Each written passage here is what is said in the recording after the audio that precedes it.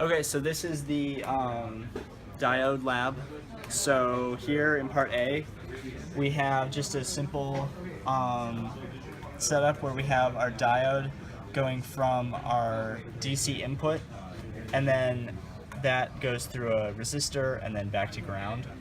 And so what we see here is as we increase the DC input, we're increasing the voltage at the front side of the diode, and then we're measuring the voltage across the diode as well as the current through the diode and the resistor.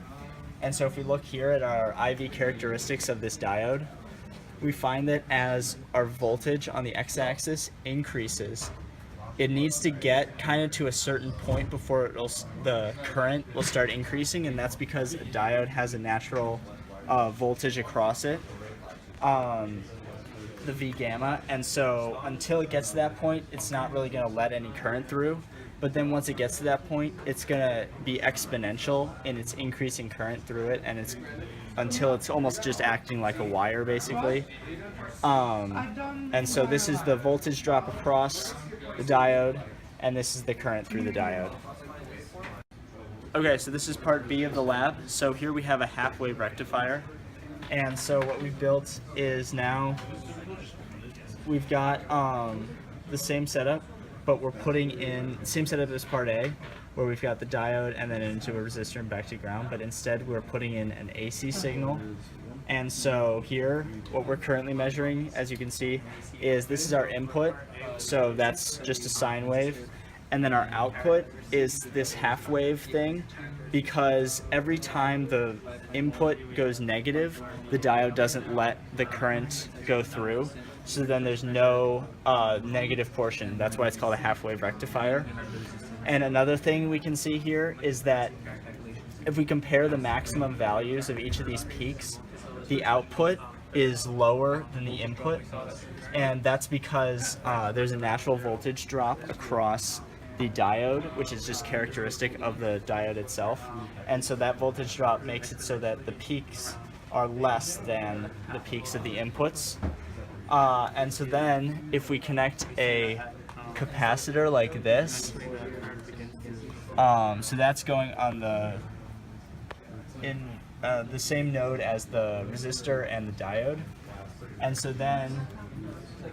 auto set this so you can see it more clearly. But what's going to happen is that every time that the voltage would be going negative, the capacitor, which was charged previously, is now going to discharge and push current through the resistor anyway, and kind of overcome the negative voltage of the input through the diode. And so what we see in our output is that it's always positive, and it kind of just, every time there's a peak, it'll peak, and then where it would be going negative and negative, the capacitor's discharge keeps it here. And so this is called the ripple, where you kind of create like a modified, like wobbly DC signal from your AC input. Okay, so this is part C now, and we're going to be doing a active half-wave rectifier, which is where we use an op-amp and overcome the natural voltage loss, voltage drop across the diode. And so here we've now connected an op-amp, and our signal is going into the op-amp, and then the output is going through the diode. And so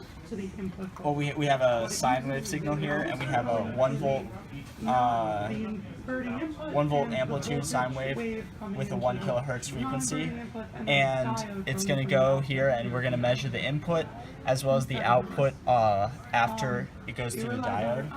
And so what we see here on our waveforms is that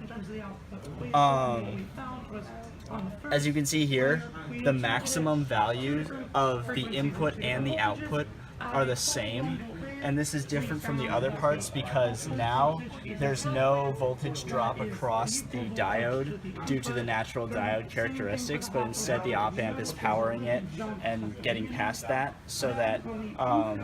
the difference between that is very little. And then so if we change the frequency and increase the frequency a lot, then like here we see we have a slew rate due to the op-amp being at a high frequency, which is causing that there, but still we have the peak values that are the same. And then if we just change the amplitude, we can shift these to make them greater or smaller, but the point is that they're still the same value.